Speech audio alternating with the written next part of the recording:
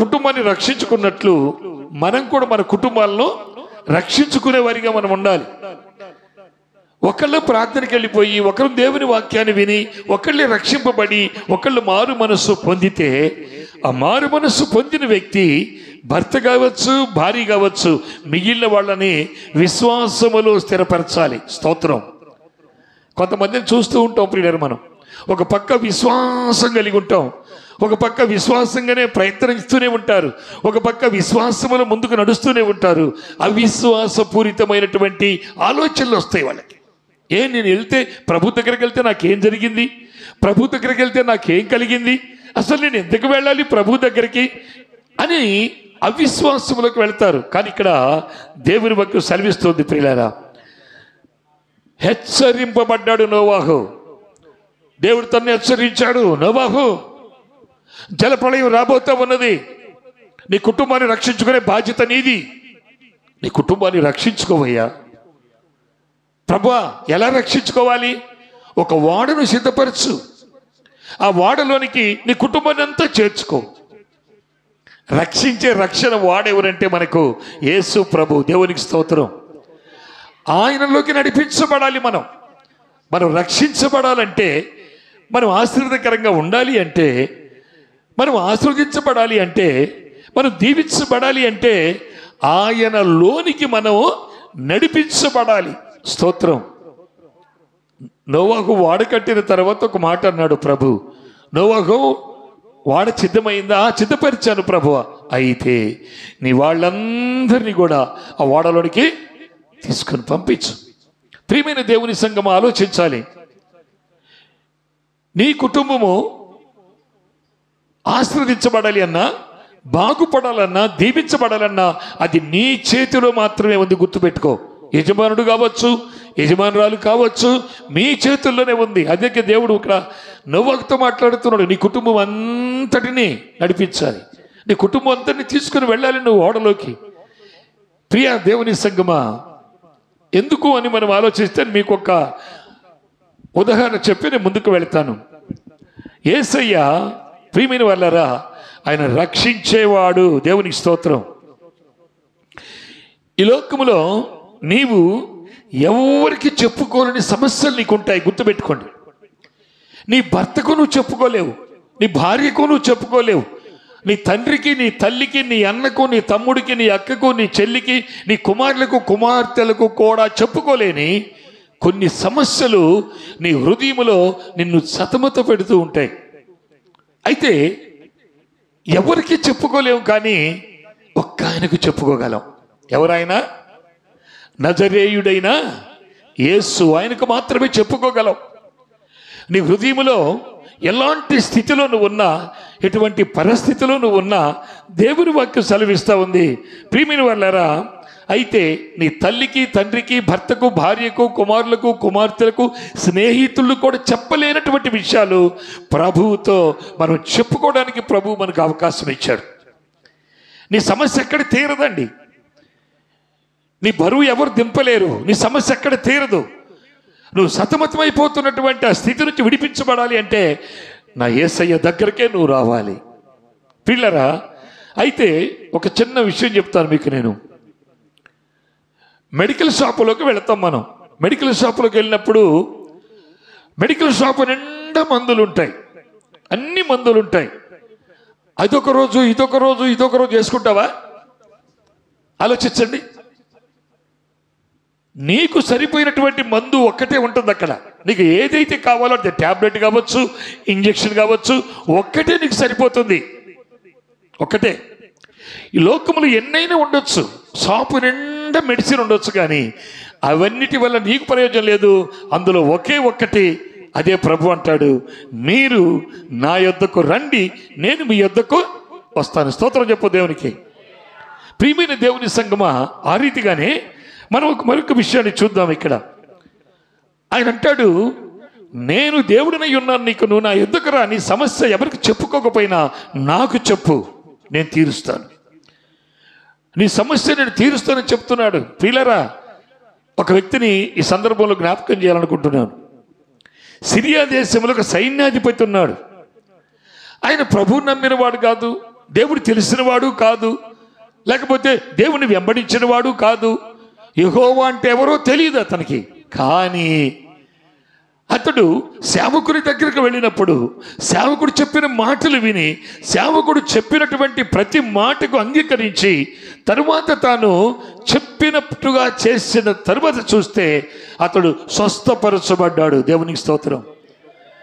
చెప్పాను మీకు ఇప్పుడే, నేను సిరియా దేశంలో వారి వారి సంప్రదాయాలు వాళ్ళకున్నాయి, వారి వారికి విధానాలు వాళ్ళకున్నాయి, వారి వారి నడవడి వారి వారి ప్రవర్తనలు వాళ్ళకున్నాయి. కానీ అదే నడవడిలో అదే ప్రవర్తనలో సిరియా సైన్యాధిపతి ఎంత కాలము ప్రయత్నించి వెళ్ళినా అతను స్వస్థపరచబడలేదు. కానీ నేను చెప్పిన రీతిగా ఆ మెడికల్ షాపులో నువ్వు వెళ్ళినప్పుడు ఏమంటే మీకు ఏది కావాలంటే ఇదిగోండి పలాంది కావాలా అని అది తీసుకుంటేనే నీకు విడుదల. ఆమేన్. అలాగే ఈ సిరియా సైన్యాధిపతి కూడా వాళ్ళ దేశంలో ఉన్న సంప్రదాయాలు, వాళ్ళ దేశంలో ఉన్న విధానాలు ఎన్నో ఉన్నాయి, వాళ్ళకి ఎన్నెన్నో చేశాడు, కానీ స్వస్థత మాత్రం కలగలేదు. అయితే ప్రియులారా, మనం ఇక్కడ గమనించాలి, సిరియా దేశంలో సైన్యాధిపతి అయినబడినటువంటి నయమాను యెహోవా తెలియకపోయినా, దేవుడు తెలియకపోయినా, వారి సంప్రదాయాలన్నీ పక్కన పెట్టి, వారి ఆలోచనలు మొత్తం ప్రక్కన పెట్టి దేవుని సేవకుని దగ్గరకు వెళ్ళినప్పుడు జాగ్రత్తగా గమనించండి, ఒక దేవుణ్ణి ఎరిగినటువంటి ఒక చిన్న పాప ఒక 10 సంవత్సరాలు ఉన్నటువంటి ఒక పాప చెప్పిన మాట అతను విన్నాడు. దేవునికి స్తోత్రం. ఈనాడు 20 సంవత్సరాలు 30 సంవత్సరాలు మీ ఇళ్ళ వాళ్ళు ఉన్న వాళ్ళు చెప్పిన మాట మనం వినం. దేవుళ్ళు ఎదిగే బిడ్డల మాటలు మనం వినం. దేవుళ్ళు ఎదుగుతున్న వారి మాట అస్సలు వినం. దేవుడు చెప్తున్నటువంటి ప్రతి మాటను మనం తీసుకోం. నీకు ఇష్టమైన రీతిలోనే వెళతావు, నీకు కష్టం అనిపిస్తే ఆగిపోతావు. ప్రియమైన దేవుని పిల్లలు ఆలోచించాలి. రాత్రి వేళలో నీకు ఇష్టమైతే నువ్వు వెళ్ళి, కష్టమైతే ఆగిపోతే అప్పుడు నీకు జరగాల్సినటువంటి మేలు జరగదు. దేవుని వాక్యం సెలవిస్తా ఉంది. గమనించండి, నోవాహు దేవుడు చెప్పినప్పుడే చేశాడు, హెచ్చరించాడట. ఆయన అంటున్నాడు దేవుని వాక్యంలో, చూడండి, పరిపూర్ణ విశ్వాసమును బట్టి నోవాహు దేవుని చేత హెచ్చరింపబడి జరగబోవు సంగతులను తెలియపరచబడిన తరువాత తన కుటుంబ రక్షణ కొరకు ఒక ఓడను చెప్పండి సిద్ధపరుచుకున్నాడు. మనల్ని దేవుడు వాడగట్టమంటలేదండి, వాడగట్టమని చెప్పట్లేదు. మనల్ని దేవుడు కుటుంబాన్ని కట్టుకోమంటున్నాడు. ఆయన నీ కుటుంబాన్ని కట్టుకో. ముందుగా దేవుని ఎరిగినటువంటి నువ్వు ఎప్పుడైతే దేవుని యొక్క సన్నిధిలో నమ్మకంగా, విశ్వాసంగా, క్రమంగా ఉంటావో, నీ వెనకమారిలో ఉన్నటువంటి నీ భార్య కావచ్చు, పిల్లలు కావచ్చు, కుటుంబ సభ్యులు ఎవరైనా కావచ్చు, రక్షించబడతారు వాళ్ళు. స్తోత్రం. ముందు నువ్వు లోబడాలి. నోవాహు లోబడకపోతే ఆ కుటుంబానికి రక్షణ లేదు. లోబడ్డాడు. అందుకే ప్రియమైనటువంటి దేవుని పిల్లరా, లోబడేటువంటి స్వభావం మనకు ఉండాలి. దేవుడు పక్షపాతి కాదండి. ఆయన ఎప్పుడు మనల్ని కాపాడుతూనే ఉంటాడు, ఎప్పుడు మనల్ని రక్షిస్తూనే ఉంటాడు. క్రైస్తవుని యొక్క జీవితంలో ఒక సాక్ష్యం ఉండాలి, ఒక తగ్గింపు ఉండాలి. ఎప్పుడైనా సరే చెప్తాం అనుకోండి, దేవుని వాక్యం మాట్లాడుతూ ఉంటే అంత తగ్గించుకోవాలా నేను, అంతగా తగ్గించుకొని దేవుని దగ్గరికి వెళ్ళాలా నేను? అవునండి, వెళ్ళాలి. మరి వెళ్ళాలి. నువ్వు ఎప్పుడు నిన్ను తగ్గించుకొని దేవుని దగ్గరకు వస్తావో అప్పుడే నువ్వు హెచ్చించబడతావు. ఎప్పుడైతే దేవుని దగ్గరకు నువ్వు తగ్గింపు కలిగిన మనస్సుతో, నిండైన పరిపూర్ణ విశ్వాసంతో వస్తావో అప్పుడే నువ్వు ఖచ్చితంగా కార్యాన్ని చూస్తావు. దేవుని వాక్యం సెలవిస్తూ ఉందండి. హెబ్రీ పత్రిక 11:11లో పరిపూర్ణమైన విశ్వాసమును బట్టి శారాయి వాగ్దానము చేసిన వాడు నమ్మదగిన వాడని ఎంచుకొనెను. స్తోత్రం. ఎలాగెంచుకుందండి శారాయి? ఎలాగెంచుకుంది? ఎలాగండి? నమ్మకమైన వాడు. దేవుని వాక్యం సెలవిస్తూ ఉంది విశ్వాసమును బట్టి. ఈరోజు విశ్వాసాన్ని గురించే మనం చూస్తున్నాం. ఎప్పుడైతే శారాయి విశ్వాసముతో వాగ్దానము చేసిన నా దేవుడు నమ్మదగిన వాడు, మనం నమ్మాలి. మొట్టమొదటిగా ప్రభు మనకు తెలియదు, దేవుని వాక్యం తెలియదు, దేవుని మందిరం కూడా తెలియదు వాస్తవంగా. కానీ దేవుడు నిన్ను ఏర్పాటు చేసుకున్న తర్వాత, దేవుడు నిన్ను పిలుచుకున్న తర్వాత, దేవుడు నీ పట్ల ఒక ఉద్దేశం కలిగిన తర్వాత నువ్వు దేవుని మందిరానికి వెళ్ళి దేవుని వాక్యాన్ని విని ఆ తర్వాత ఒక నమ్మకం నీలో కలుగుతుంది. ఆయన తప్ప నన్ను రక్షించేవారెవరు లేరు. మన నిశ్చితది దేవుని వాక్యం ఇక్కడ చదివిస్తుంది. ప్రియమైన వాళ్ళను చూడండి, నమ్మదగిన వాడని ఎంచుకొనెను, ఆమె వయస్సు గతించినను, చూడండి, గతించినదైనను గర్భము ధరించుటకు శక్తి పొందెను. దేవునికి స్తోత్రం.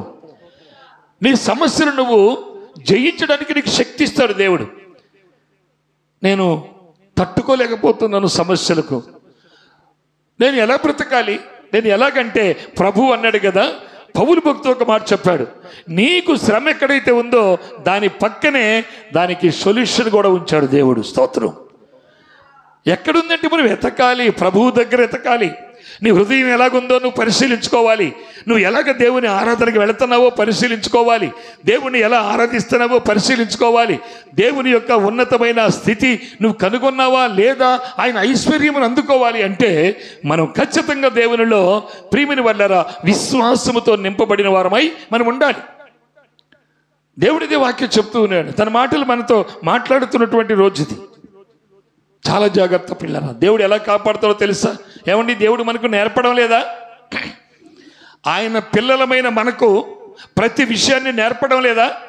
మీరు జాగ్రత్తగా ఉండండి, మీరు జాగ్రత్తగా నడవండి, జాగ్రత్తగా ప్రవర్తించండి, జాగ్రత్తగా ఆరాధించండి, జాగ్రత్తగా నన్ను వెంబడించండి అని కొన్ని మనకు జాగ్రత్తలు ప్రభు చెప్పడం లేదా?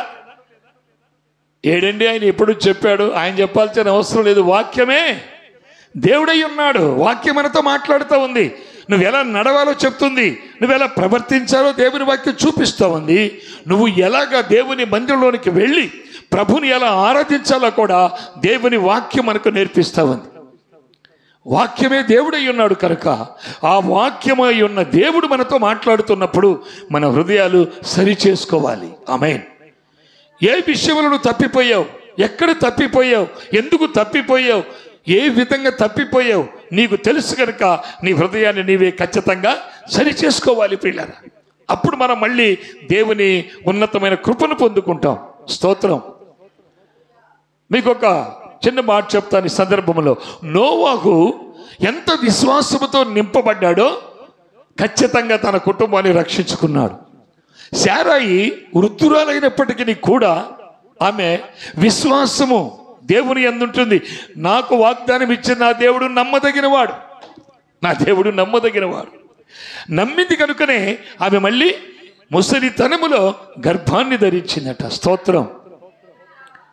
దేవుడు అంటే చాలామంది అంటారండి, నన్ను దేవుడు ఎందుకో విడిచిపెట్టాడు, దేవుడు నాకు జాగ్రత్తగా చెప్తే నేను జాగ్రత్తగానే, అన్ని జాగ్రత్తలు నీకు ప్రభు చెప్పేది. స్తోత్రం.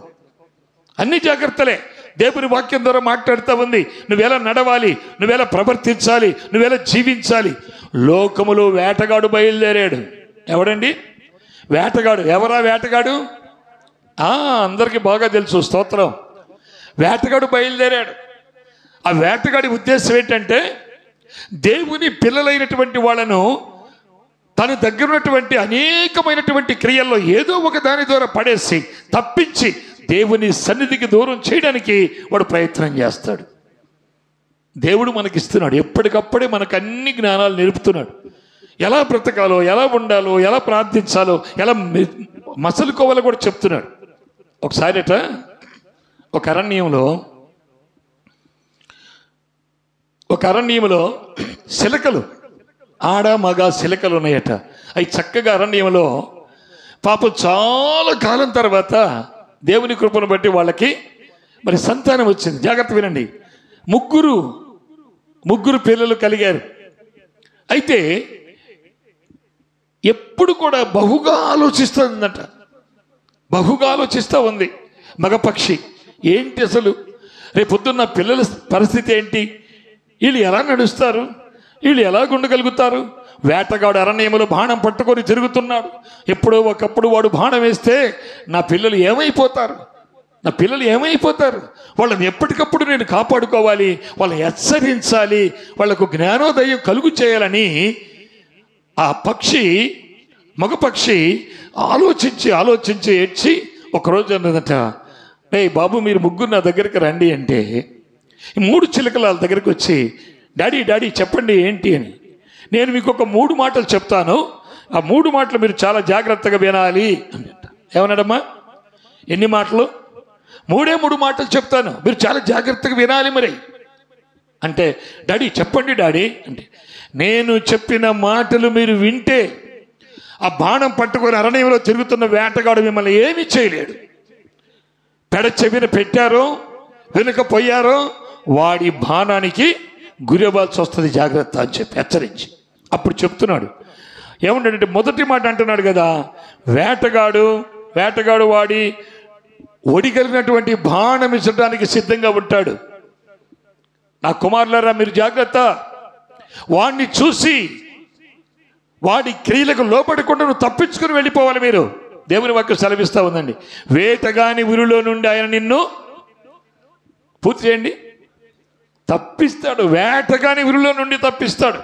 ఇంకొక మాట చూస్తే అక్కడ విశ్వాసులు వేటగాడినటువంటి సాతాను వాడి క్రియలకు దూరంగా బ్రతకాలి. మనం మొట్టమొదటిగా సంఘం ఏమిటి, మందిరం ఏమిటి, దేవుడు ఎంత గొప్పవాడు, దేవుని సేవకుడైనటువంటి సేవకుడు మన కొరకు ఎంత ప్రార్థన చేస్తూ ఉన్నారు, మన కొరకు వారు ఎంత త్యాగం చేస్తూ ఉన్నారు, మన కొరకు వాళ్ళు రాత్రి పగలు కన్నీరు విడిచి ప్రార్థిస్తున్నారు.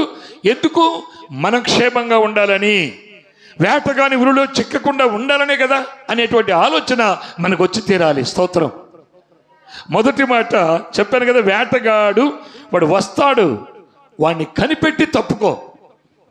ఈ దినాల్లో మనం చూస్తున్నామండి, వేటగాడు అందరి దగ్గరకు వస్తున్నాడు, రావట్లేదా? అందరి దగ్గరకు వస్తాడు.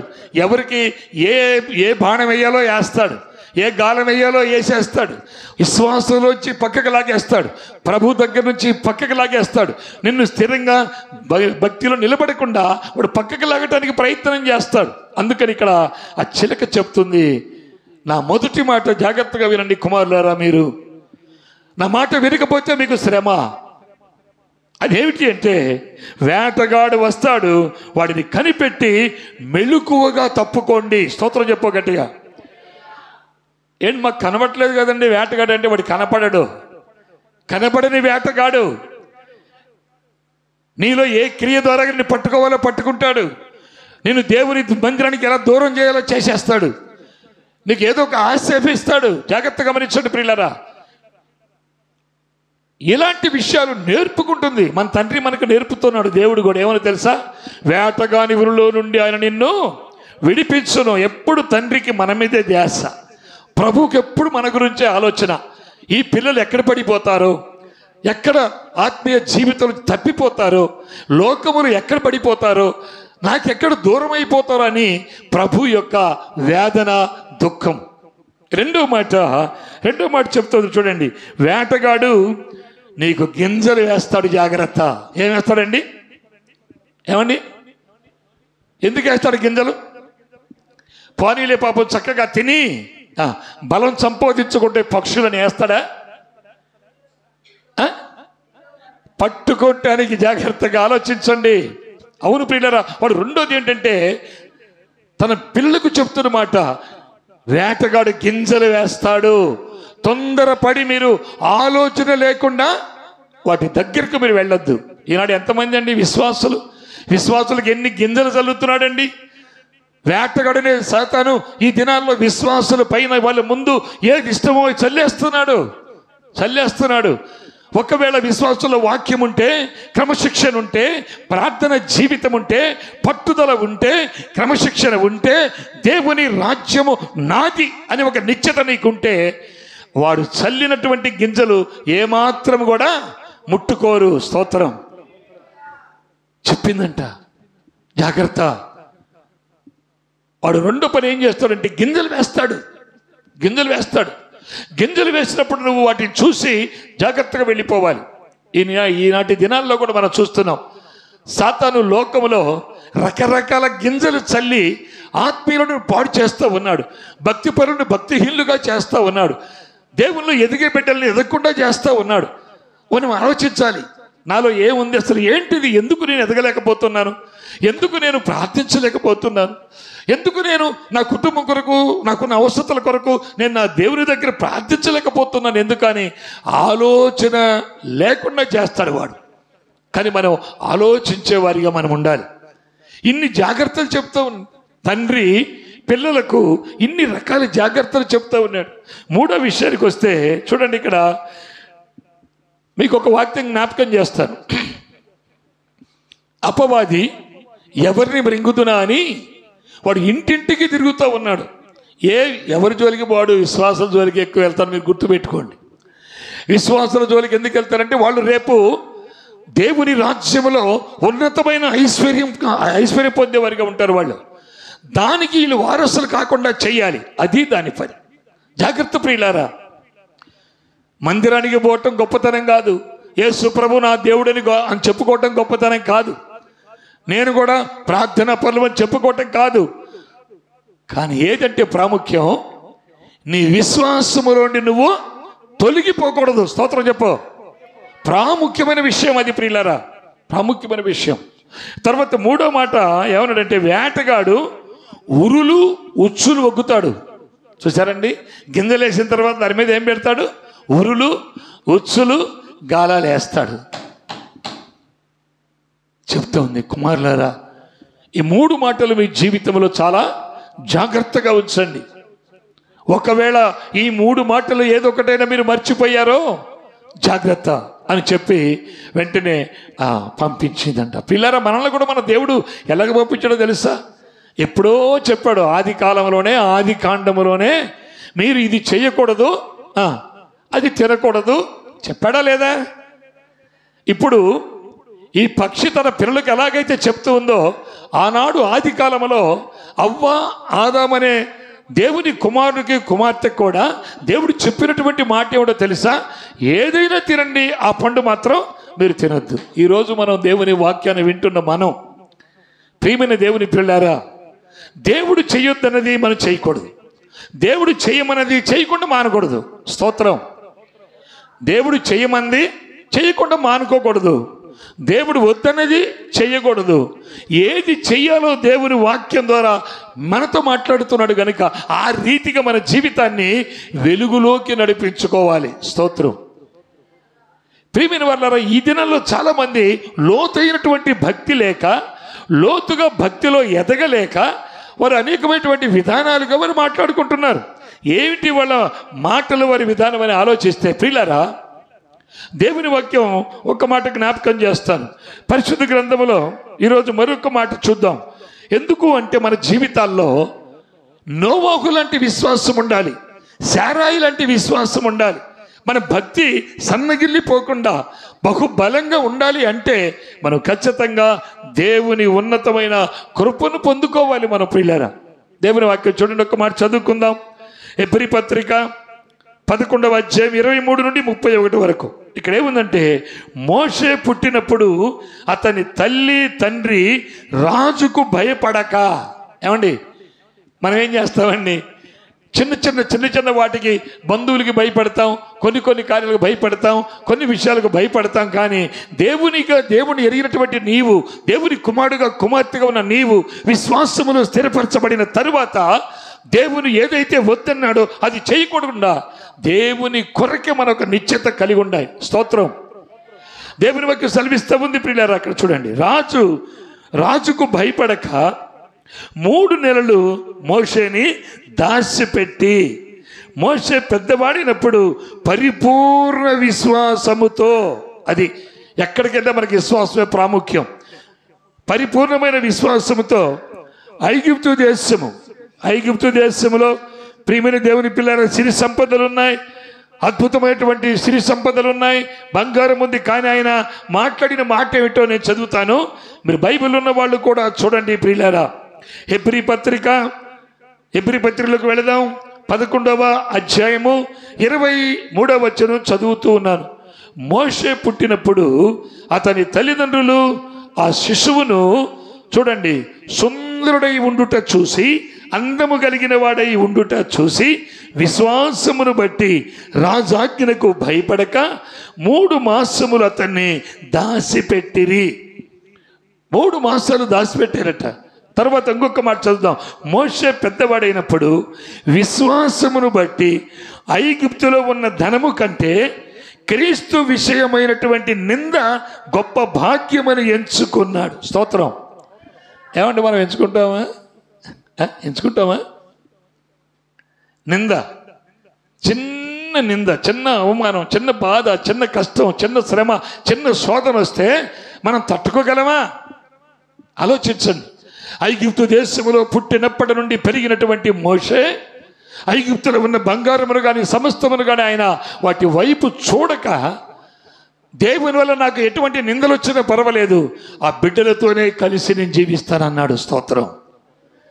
మనం ఎటువంటి నిందలు, ఎటువంటి అవమానం, ఎటువంటి బాధలు, కష్టములు, శ్రమలు, ఇరుకులు, ఇబ్బందులు వచ్చినా మొట్టమొదటిగా దేవునికే మనం ప్రాధాన్యత ఇచ్చి ఆయనతో మనం కలిసి ఉండాలి. ప్రభుకు స్తోత్రం చెప్పండి. ఎంతకాలం దేవుడు ఎంతకాలం మన వైపు చూస్తూ ఉన్నాడు. దేవుడు మనతో మాట్లాడుతూ ఉన్నాడు. దేవుడు ఉన్నతమైన కృపనిస్తున్నాడు. దేవుడు తన కృపలో భద్రపరుస్తున్నాడు. అనేక రకములైనటువంటి సమస్యల నుండి ప్రభు విడిపిస్తున్నాడు. మనం ఎప్పుడు విశ్వాసములో సంపూర్ణులుగా నిలబడాలని దేవుడు మనల్ని కోరుకుంటున్నాడు. ప్రియమైనటువంటి సోదరి సోదరుడా, నీకు వచ్చిన చిన్న శ్రమను బట్టి కృంగిపోవాల్సిన పని లేదు. చిన్న అవసరత అక్కర్తను బట్టి నువ్వు ప్రభుకు దూరం అవ్వాల్సిన అవసరమూ లేదు. కారణం ఏమిటంటే ఆయన నిన్ను విడిపించగలడు, నడిపించగలడు, బలపరచగలడు. దేవునికి స్తోత్రం కలుగును గాక. ఎంతకాలం అండి అవిశ్వాస పూరితమైనటువంటి భక్తిలో మనం ముందు కొనసాగలేం. పరిపూర్ణమైనటువంటి భక్తి మనకు ఉండాలి. యోబు, ఒకసారి యోబు గ్రంథంలో ఏమన్నాడండి? నీ భక్తి నీకు ధైర్యము పుట్టింపదా. చూడండి, విశ్వాసపూరితమైనటువంటి భక్తి నీకు ధైర్యం పుట్టించాలి. ఏ విషయంలోనైనా, ఏ సమస్యలోనైనా, ఎటువంటి స్థితిలోనైనా నీకు ధైర్యము కలగాలి. దేవుడు అదే మాట్లాడుతున్నాడు. ఈ రాత్రి వేళలో దేవుడు మనతో మాట్లాడుతున్న మరొక మాట చూడండి. సామెతల గ్రంథము 3వ అధ్యాయము 5-6 వచనాలు. ఎక్కువ ఏం చేస్తారంటే దేవుని మీద ఆధారపడటం తక్కువ, వారి మీద వారు ఆధారపడటం ఎక్కువ. అందుకని జ్ఞానవంతుడైన సొలొమోను ఏమన్నాడు అంటే, సామెతల గ్రంథం 3వ అధ్యాయం 5-6 వచనాల్లో, నీ స్వబుద్ధిని ఆధారము చేసుకొనక నీ హృదయములో యెహోవా యందు నమ్మిక ఉంచుము. 6వ వచనం, నీ ప్రవర్తన అంతటి యందు ఆయన అధికారమునకు నువ్వు లోబడాలి. ఏమండి, లోబడుతున్నారా ఈ దినాల్లో? ఆలోచించండి ప్రియులారా. దేవుని వాక్యం చెప్పిన విధంగా పాటిస్తున్నామా? లోబడుతున్నారా? లోబడితే నువ్వు ధన్యుడివి, ధన్యురాలువే. తిరగబడితే దేవునికి దూరం అయిపోతావు. దేవుని యొక్క ప్రణాళికకు దూరం అయిపోతావు. దేవుడు నీ కొరకు సిద్ధపరచబడినటువంటి నిధులు నీకు అందవు. చాలా జాగ్రత్తగా ఆలోచించాలి మనం. అందుకే విశ్వాసములో పరిపూర్ణంగా ఉండాలి. మనం ఒక నిశ్చయత కలిగి ఉండాలి. విశ్వాసపూరితమైనటువంటి ఒక ప్రార్థన నన్ను కాపాడుతుంది, నన్ను రక్షిస్తుంది, నన్ను విడిపిస్తుంది, నా సమస్యలు తీరుస్తుందనే ఆ నమ్మకం, ఆ విశ్వాసం నీకు ఉండాలి. అప్పుడే దేవుడు ఒక ఉన్నతమైనటువంటి కార్యాన్ని చేయడానికి ఆయన ప్రారంభిస్తాడు. ప్రియమైన దేవుని సంగమా, జాగ్రత్తగా ఆలోచించాలి. పరిశుద్ధ గ్రంథములో చూడండి, ప్రాముఖ్యమైనటువంటి విషయాలు దేవుడు మనతో మాట్లాడుతున్న సమయం ఇది. ఇంకొక విషయాన్ని కూడా మనం చూద్దాం. ఇంకొక విషయాన్ని చూసి మనము ముగించుకుందాం. పరిశుద్ధ గ్రంథములో ప్రియమైన వాళ్ళారా, దేవుని వాక్యం సెలవిస్తూ ఉన్నది. యోబు గ్రంథములో దేవుని వాక్యం చూడండి జాగ్రత్తగా. యోబు గ్రంథము 31వ అధ్యాయములోకి వెళదాం. చాలామంది అంటారంట, దేవా నువ్వే నాకు ఆశ్రయము అనరంటండి. వాళ్ళు చేసే ప్రార్థన, వాళ్ళ ఆలోచన ఎలాగుంటాయంటే చూడండి జాగ్రత్తగా. 24వ వచనం చదువుతున్నానండి. నా ఆశ్రయము నీవే అని మేలిమి బంగారముతో నేను చెప్పిన ఎడల. దేంతోనండి? బంగారముతో. ఓ బంగారమా, నాకు విస్తారంగా నువ్వు ఉన్నావు కనుక ఖచ్చితంగా నాకు ఆశ్రయము నువ్వే. ఎంతమంది ఉన్నారండి అలా చెప్పేవాళ్ళు ఈ దినాల్లో? ఇందాక పాటినాం, ఆశ్రయము దుర్గం ఎవరు? యెహోవాయే ఆశ్రయము దుర్గమై ఉన్నాడు. కానీ ఇక్కడ ఏమున్నది యోబు గ్రంథంలో? నా ఆశ్రయము నీవే అని మేలిమి బంగారముతో నేను ఒకవేళ చెప్పిన ఎడలా. రెండవది, నా ఆస్తి గొప్పదని కానీ నా చేతికి విస్తారము కలిగిన సొత్తు దొరికినని కానీ నేను సంతోషించిన ఎడల, చూడండి, నేను దేవునికి విరోధిని. ఏమండి, ఎవరు మన ఆశ్రయం? ఎవరు మనకు నమ్మకం? ఎవరు మనల్ని బలపరిచేవారు? ఎవరు మనల్ని నడిపించేవారు? ఎవరు మన కుటుంబాన్ని కట్టేవాళ్ళు? ఎవరు మన కుటుంబంలో ఉన్న అవసరతలు తీర్చేవాళ్ళు? ఎవరు? దేవుడే. కానీ ఇక్కడ ఒక ఆయన అంటాడంట, బంగారమా నీవే నా ఆశ్రయము, నేను సంపాదించిన విస్తారమైన ఆస్తి నువ్వే నా ఆశ్రయము. అవుతుందా? మనం అప్పుడప్పుడు పాడుతుంటాను నేను సందర్భాన్ని బట్టి. రాలిపోదువో నీవు, కూలిపోదువో.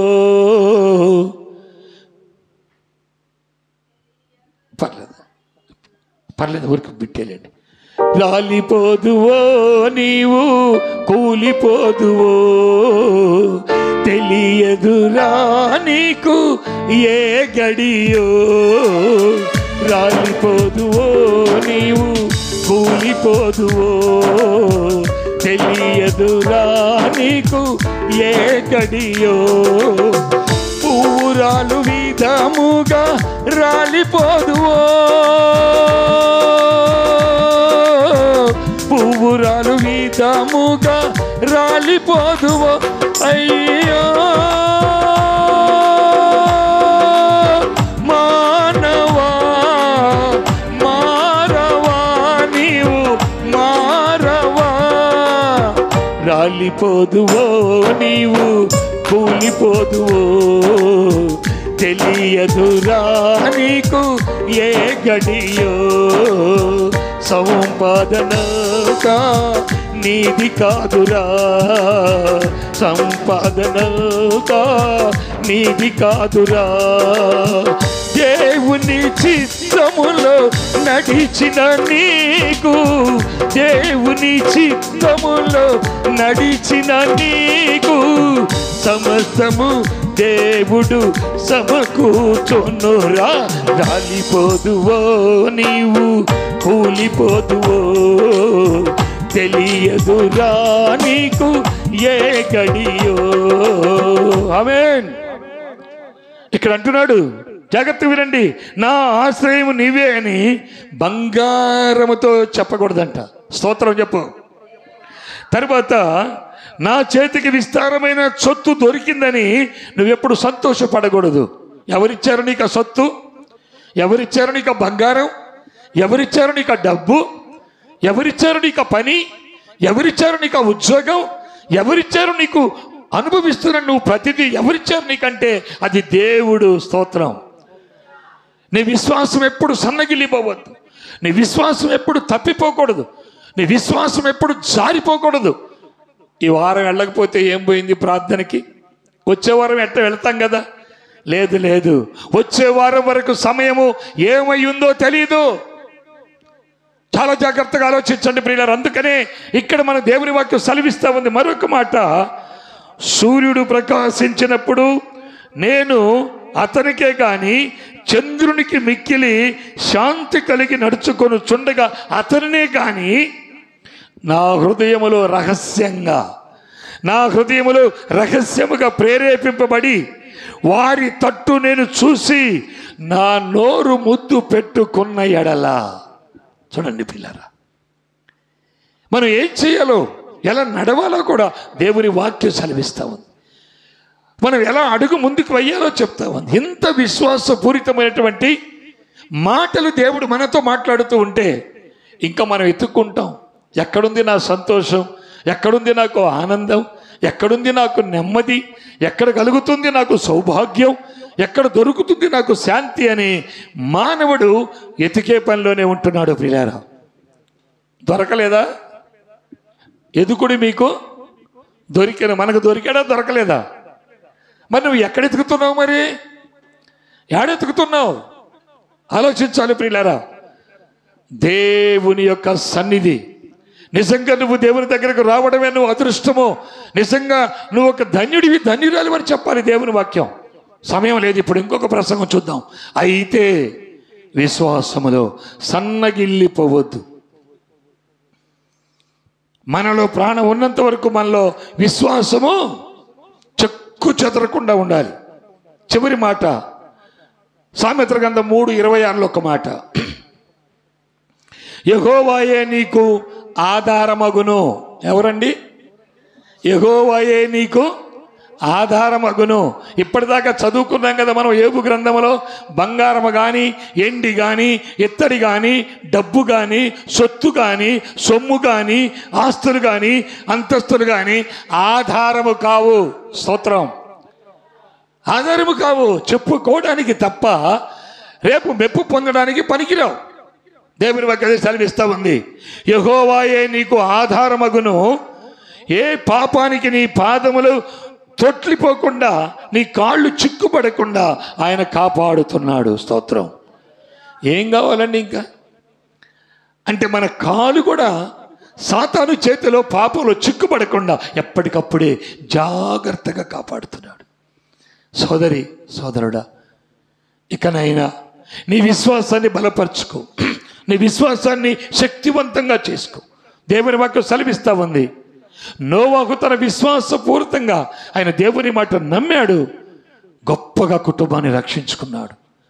శారా దేవుని మాట నమ్మింది, విశ్వాసం ఉంచింది, ముసలితనములో కుమారుణ్ణి కన్నది. సిరియా దేశంలో ఉన్నటువంటి సైన్యాధిపతి దేవుణ్ణి ఎరగకపోయినా చూడండి, ఒక్క మాట దేవుని సేవకుడు చెప్పిన మాట యందు లక్ష్యం ఉంచాడు. తన పనివాడు చెప్పిన మాట యందు విశ్వాసం ఉంచాడు. నువ్వు ఎన్నిసార్లు వాక్యం వింటున్నావు, ఎన్ని ప్రసంగాలు వింటున్నావు? ఏమైపోయింది నీ విశ్వాసం? ఏమైపోతుంది నీ నమ్మకం? ఎప్పటికప్పుడే దేవుణ్ణి ఎరగినట్లుగా, దేవుడు తెలియనట్లుగా, అసలు దేవుడు అంటే ఎవరు అన్నట్లుగా నువ్వు ప్రవర్తిస్తున్నావు. జాగ్రత్త. దేవుని వాక్యం అంటుంది, యెహోవా యందు భయభక్తులు కలిగిన వారి ఇంటి చుట్టూ ఆయన దూతలు కావలి ఉండును. యెహోవా యందు భయభక్తులు కలిగిన వారికి ఏ మేలు కొదువై ఉండదో. ఆమేన్. నాకేంటండి మేలు కలగటం లేదు, నాకు అంత కొరతగా ఉందంటే ఖచ్చితంగా నీకు దేవుని యందు భయభక్తులు లేవు, దేవుని యందు క్రమశిక్షణ లేదు. ఖచ్చితంగా దేవుణ్ణి ఆరాధించడానికి దేవుడు నీకు ఇచ్చిన సమయం నువ్వు పోగొట్టుకుంటున్నావు, వృధా చేసుకుంటున్నావు. దేవుని మందిరంలో ఏం చేయాలో చేయలేకపోతున్నావు, దేవుని మందిరానికి ఎలా వెళ్ళాలో వెళ్ళలేకపోతున్నావు, దేవుణ్ణి ఎలా ఆరాధించాలో ఆరాధించలేకపోతున్నావు. ఈ రాత్రి ఖచ్చితంగా ఈ రాత్రి దేవుడు మనతో మాట్లాడాడు గనక మనము నమ్మకస్తులమై సంపూర్ణమైన విశ్వాసము కలిగిన వారై దేవుని కార్యము కొరకు ఎదురు చూస్తూ ఉందాం. ప్రార్థన చేసుకుందాం.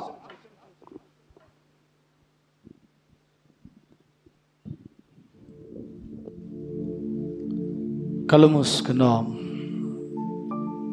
దేవుని వాక్యం కొరకు మనము ప్రార్థన చేసుకున్నాం. ఈ రాత్రి దేవుడు మనతో మాట్లాడి ఉన్నాడు. మౌనం గుండక ఒక్క నిమిషం మనం ప్రార్థన చేద్దాం.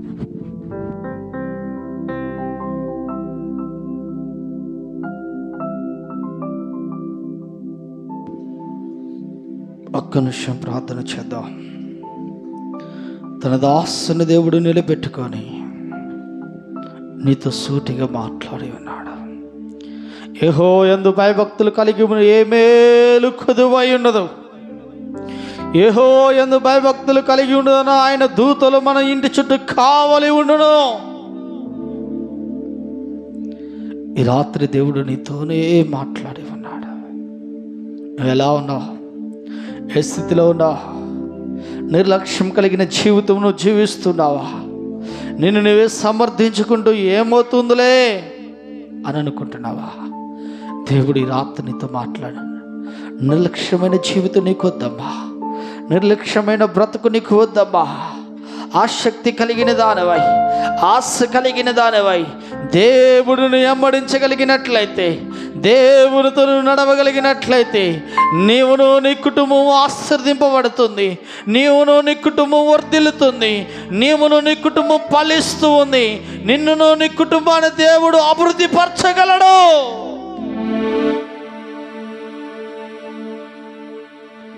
దేవా మీరు మాతోనే మాట్లాడి ఉన్నారయ్యా. ఈ శ్వాసము నమ్మిక ఉంచుంది కాబట్టి తండ్రి, ఆ శక్తి ప్రభా, శక్తిని కోల్పోకుండా ప్రభా నీ యందు నమ్మిక ఉంచగలిగింది కాబట్టే వృద్ధాప్యంలో తండ్రి ప్రభా సంతానం పొందగలిగింది తండ్రి ప్రభా. మా జీవితంలో మాకు వచ్చే కష్టాలు, మాకు వచ్చే నష్టాలు, మాకు వచ్చే ఇబ్బందులు, మాకు వచ్చే దుఃఖాన్ని బట్టి తండ్రి సన్నగిల్లే స్థితిలో మేము ఉండొద్దు తండ్రి ప్రభా. శక్తివంతులమై, పరిపూర్ణమై, విశ్వాసము కలిగిన వారమై, నిలకడ కలిగిన వారమై, నీ సన్నిధిలో ఎదురు చూడగలిగిన కృపను మీరు మాకు దయచేయండి. నీ యందు ఆ శక్తి మా జీవితంలో ఎన్నడూ తగ్గిపోతాయి. ఆ శక్తిని కోల్పోయిన దానినై నీకు దూరంగా ఒకవేళ నేను బ్రతుకుతున్నానేమో తండ్రి, అటువంటి పరిస్థితి నుండి విడిపించాయా, అటువంటి పరిస్థితి నుండి విడిపించుతండి ప్రభా. నీ యందు నేను ఎప్పుడు భయభక్తులు కలిగి ప్రభా నేను వెంబడించగలిగిన కృపను దయచేయండి. నేను వెంబడించగలిగిన స్థితిలో నేను ఉండటకు సహాయము దయచేయండి ప్రభా. అమ్మా ఒక్క నిమిషం ప్రార్థన చేద్దామా. అన్న తన జీవితంలో ఇది నాకు సాధ్యపడదేమో, ఇది నా వల్ల కాదేమో, ఇంక నేను చూడలేనేమో, ఇలాగే బ్రతకవలసి వస్తుందేమో, దేవుని ముందు ఎప్పుడైతే ఆసక్తి కలిగి మోకరించగలిగిందో తన జీవితంలో దేవుడు గొప్ప అద్భుతమైన కార్యాన్ని చేసి తన ప్రజలకు గొప్ప ప్రవర్తన దేవుడు అందించి ఉన్నాడు. మరి నీ జీవితంలో కూడా అటువంటి ఆసక్తి కలిగి మోకరించి ప్రార్థించగలిగితే తన దాసుడు చెప్పిన రీతిగా నిరుత్సాహం చెందక, కృంగిపోక, నీళ్ళలో అవిశ్వాసము రాక శ్వాసము కలిగిన దానివై దేవుని తట్టును తిరగగలిగితే నువ్వు కూడా అద్భుతమైన కార్యాన్ని చూడగలుగుతావు ప్రియ దేవుని బిడ్డలారా. ఎందుకంటే నీ దేవుడును నమ్మదగినవాడు, నీ దేవుడును ప్రార్థిస్తే ఆలకించగలిగినవాడు, నీ దేవుడును మోకరించి మాట్లాడితే నీతో మాట్లాడగలిగిన వాడు. అంత గొప్ప దేవుడు నీ పక్షం ఉండగా నువ్వెందుకు సన్నగిల్లిపోతున్నావు? ఎందుకు అవిశ్వాసిగా మారుతున్నావు? ఎందుకు అవనమ్మకంతో నువ్వు బ్రతకగలుగుతూ ఉన్నావు? ఎందుకు ఇంకా అవిశ్వాసమైన జీవితమును నువ్వు కొనసాగిస్తూ ఉన్నావు? ఇక విడిచిపెడతావా? విడిచిపెట్టి శక్తిని పొందుకొని, దేవుని యొక్క శక్తిని పొందుకొని, దేవుని యొక్క శక్తిని పొందుకొని, దేవుని యొక్క ఆత్మను పొందుకొని, అవిశ్వాసము విడిచిపెట్టి స్థిరమైన మనస్సు కలిగి ఆయన వెంబడించగలిగినట్లయితే నువ్వు ఆస్వాదించబడగలుగుతావు, నువ్వు దీవించబడగలుగుతావు. ఒక్క నిమిషం ప్రార్థన చేయి, ఒక్క నిమిషం ప్రార్థన చేయి. నీ కొరకు దైవజనులు ప్రార్థన చేయబోతున్నారు. ఒక్క నిమిషం ప్రార్థన చేయి. నీకున్న అవసరం ఏంటో, నీకున్న అక్కర ఏంటో, నీకున్న ఇబ్బంది ఏంటో, నీకున్న సమస్య ఏంటో, నీకున్న బాధ ఏమిటో, ఏ యొక్క పరిస్థితులు దేవుని మందిరంలో అడుగు పెట్టి ఉన్నావో ఆ పరిస్థితిని ఒక్క నిమిషం నువ్వు హృదయంలోనికి తెచ్చుకొని మనసారా నోరు తెరిచి ప్రార్థించి మోకాలేయగలిగిన వారందరూ మోకాలేయండి. ఈ దేవుడు ఇప్పుడు ఈ సమయం దేవుడు నిన్ను దర్శించబోచున్నాడు. దేవుడిని దర్శించబోచున్నాడు. దేవుని ఆత్మని మీదకి రాబోతుంది. మోకాలే కలిగిన వారందరూ మోకాలేసి, అయ్యా కృంగిని స్థితిలో నుండి నన్ను నువ్వు బయలుపరచవయ్యా. అయ్యా నీకు స్తోత్రమయ్యా. మనందరం ఒక్క నిమిషం ప్రార్థన చేద్దాం. ఒక్క నిమిషం మోకాలే కలిగిన వారందరూ మోకాలేసేసేది. అయ్యా నీకు స్తోత్రం, అయ్యా నీకు స్తోత్రం. మోకరించండి, మోకరించి నీకున్న అవసరత, నీకున్న కష్టం, నీకున్న బాధ, నీకున్న వేదన దేవునికి చెప్పమ్మా, దేవునికి చెప్పమ్మా. దేవుడు నిన్ను దర్శిస్తాడు. దేవుడు నిన్ను దర్శిస్తున్నాడు. ఈ రాత్రి దేవునితో మాట్లాడి ఉన్నాడు. బలపరిచేవాడు ఆయనే, శక్తినివ్వగలిగిన వాడు ఆయనే.